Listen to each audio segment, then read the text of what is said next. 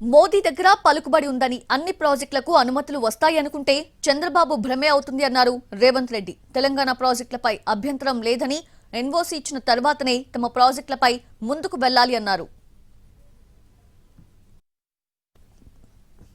కేంద్రంలో మీకు పలుకుబడి ఉండొచ్చు, మోడీ గారు మీరు ఏం చెప్తే అది వినొచ్చు. అంత మాత్రాన మీ ప్రాజెక్టులకు అన్ని అనుమతులు వస్తాయని మీరు అనుకుంటే అది భ్రమ.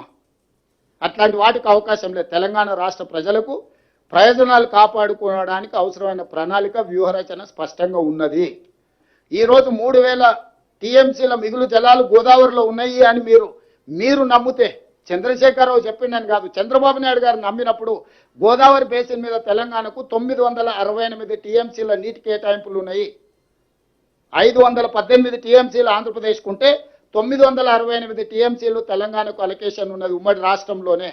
మా 968 టీఎంసీల వరకు తెలంగాణ ప్రాజెక్టులకు బ్లాంకెట్గా మీరు ఎన్ఓసి ఇవ్వండి. మా సమ్మక్క సారక్కకు అడ్డం పెడతారు, మా సీతారామకు అడ్డం పెడతారు, మా కాళేశ్వరంకి అడ్డం పెడతారు. గోదావరి బేసిన్ మీద మేము కట్టుకునే ప్రతి ప్రాజెక్టుకు ఆంధ్రప్రదేశ్ అభ్యంతరం పెట్టి ఆ ప్రాజెక్టుల అనుమతులు రాకుండా ఆలస్యం చేసి ఇగో మిగులు జలాలు ఉన్నాయన్నాడు. మిగులు జలాలు ఎట్లున్నాయి? కేసీఆర్ దరిద్రం వల్ల, ఆకలి వల్ల, కేసీఆర్ తెలంగాణకు చేసిన ద్రోహం వల్ల నీళ్లు నీకు వరదొస్తున్నాయి.